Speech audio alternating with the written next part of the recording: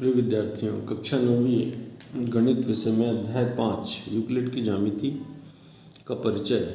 इस अध्याय के हम महत्वपूर्ण परिभाषाएं एवं सवालों को हल करेंगे जिससे आपकी परीक्षा की तैयारी अच्छे से हो सके। इसमें प्रश्न क्रमांक 2 में परिभाषाएं लिखी। तो पहली परिभाषा समांतर रेखाएं।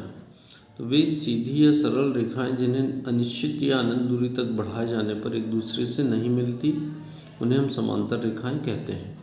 जैसे उदाहरण के लिए हमने रेखा एल और एम, ये समांतर रेखा है, तो इसको हम इस प्रकार से दर्शाएंगे, एल समांतर एम। दूसरी परिभाषा है लंब रेखाएं। तो लंब रेखाएं किसे कहेंगे हम? तो यदि दो सीधी रेखाओं के बीच 90 अंश का कोण हो तो उन्हें हम लंब रेखाएं कहते हैं। जैसे यहाँ रेखा एल और एम, ये दोनों के बीच में 90 अंश का कोण है, अर्थात ये दोनों लंब रेखाएं कहलाएगी। और लंब रेखाओं को हम एल लंबवत एम के उल्टा टी चिन्ह हम बनाते हैं। तीसरी परिभाषा है कि रेखाखंड। तो किसी रेखा या सीधी रेखा के भाग को हम रेखाखंड कहते हैं।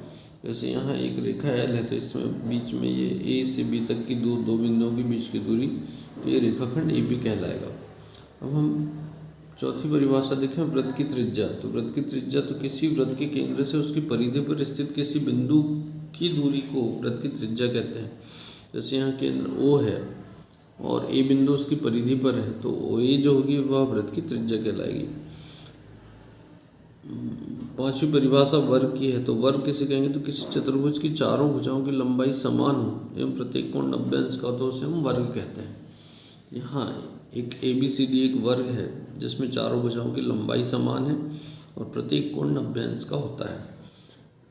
महत्वपूर्ण सवालों में हम देखें, प्रश्न क्रमांक 4 है। प्रश्न क्रमांक 4 में यहाँ पर हमको दिया गया है कि यदि दो बिंदुओं ए और बी के बीच में एक बिंदु सी ऐसा स्थित है कि AC बराबर BC है, तो सिद्ध कीजिए कि AC बराबर 1/2 AB होगा। तो यहाँ इसमें हम देखेंगे कि दिया गया है, तो AC बराबर BC हमको दिया गया है, सिद्ध करना है AC बराबर 1/2 AB। उत्पत्ति में हम लिखेंगे कि AC बराबर BC दिया गया है, तो AC धन AC और BC धन AC, मतलब ये AC जो हमने दोनों पक्षों में AC को जोड़ा, अलग से जोड़ा है, तो बराबर में बराबर जोड़ने पर जो पूर्ण आता है वह भी बराबर होता है। तो AC धन AC 2AC हो जाएगा और BC और AC, अगर BC और AC को मिलाए तो हम ये पूरा एक रेखाखंड AB बन जाएगा, इसलिए हमने उसकी जगह AB लिखा। अब हम दोनों पक्षों में हम यहाँ पर 2 का भाग दे दें। तो जब दोनों पक्षों में हम 2 का भाग देंगे तो AC 2AC/2 बराबर AB/2, तो अर्थात ये 2 से 2 कट जाएगा, तो AC बराबर 1/2 AB। तो इस प्रकार से सिद्ध हो जाएगा।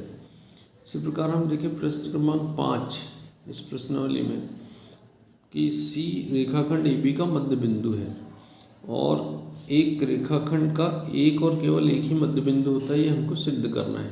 किसी रेखाखंड का एक ही मध्य बिंदु होगा, इसको सिद्ध करने के लिए हम दिया गया है हमारे पास C रेखाखंड AB का मध्य बिंदु है। सिद्ध करना है एक और केवल एक ही मध्य बिंदु C होगा। तो उत्पत्ति में हमने माना कि एक से अधिक मध्य बिंदु अगर हम मानते हैं कि AB के एक से अधिक दो मध्य बिंदु है, एक C और दूसरा D है, तो हमने माना एक से अधिक मध्य बिंदु है, C और D दोनों मध्य बिंदु है। तो ऐसी स्थिति में क्या होगा? यदि हम C को मध्य बिंदु मानते हैं तो AC बराबर CB होगा, और यदि हम D को मध्य बिंदु मानते हैं तो AD बराबर DB होगा।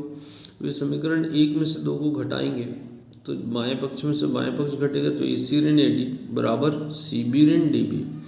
तो यहाँ पर हम देखें कि AC जो है छोटा भाग है, तो यहाँ AC में से अगर चित्र में हम देखें कि AC में से AD घटाना चाहें तो घटाने पर CD का अंतर है और ऋण चिन्ह ऋण का आ जाएगा।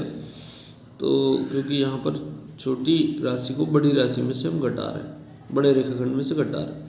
वैसे CB ऋण DB, तो यहाँ CB चित्र से अगर हम समझे कि CB में से अगर हम DB घटाते हैं तो CD बचेगा।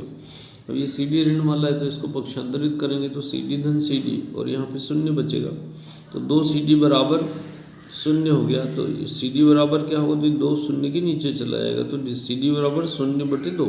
तो यहाँ पे हमने लिख दिया 0/2 मतलब शून्य। तो अर्थात इसका क्या अर्थ निकलता है कि सी डी बराबर शून्य है, अर्थात सी और डी दोनों एक ही स्थान पर है।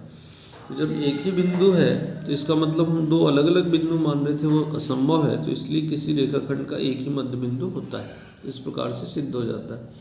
अब हम देखें प्रश्न क्रमांक 6 में, संलग्न चित्र में ए सी बराबर बी डी है तो सिद्ध कीजिए कि ए बी बराबर सी डी होगा।